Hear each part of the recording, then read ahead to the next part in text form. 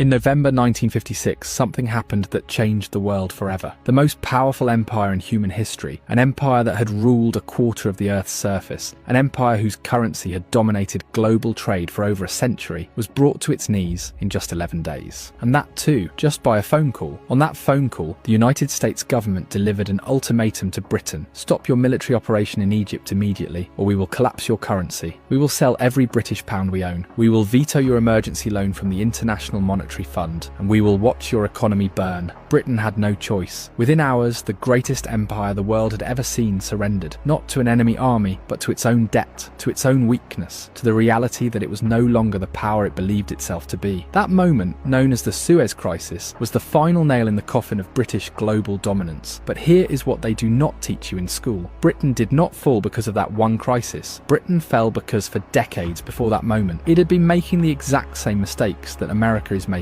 right now, and by 2026 those mistakes may finally catch up with us. Let me show you exactly what happened, because when you see the pattern, you will never look at America the same way again. To understand how Britain fell, you first have to understand how Britain rose. In the 1800s, Britain was the master of the global economy. The British pound wasn't just a currency, it was the currency. When countries traded, they used pounds. When central banks stored reserves, they stored pounds. When global contracts were written, they were written in pounds. That gave Britain a superpower. They could borrow cheaply, they could fund their military, they could run deficits and still survive because the world needed their currency. Sound familiar? Well, it should, but underneath that power, the foundation was already cracking. By the late 1800s, the United States had surpassed Britain as the world's largest economy. American factories were outproducing British factories. American innovation was accelerating. American wealth was exploding. But the pound stayed dominant because the world was used to it. The system was built around it. Changing reserve currencies is like trying to replace the engine of a plane while it's still flying, so Britain's currency stayed strong even as Britain itself was weakening. Then World War I started. Britain borrowed massive amounts to finance the war, and when the war ended, Britain had transformed from the world's biggest creditor into one of the world's biggest debtors, especially to the United States. Now Britain had a choice. It could accept reality and scale down, or it could pretend that nothing has changed. Britain chose denial. In 1925, Britain made one of the worst financial decisions of the entire century. They returned to the gold standard at the pre-war exchange rate, meaning they tried to make the pound look as strong as it used to be, even though the country behind it was no longer that strong. It was all ego, and it was devastating. To keep the pound artificially high, Britain had to keep interest rates painfully high. That crushed growth, that crushed jobs, that made British exports too expensive. Meanwhile, British leaders kept spending like they still ran the world. They kept military bases across the globe. They kept funding an empire they could no longer afford.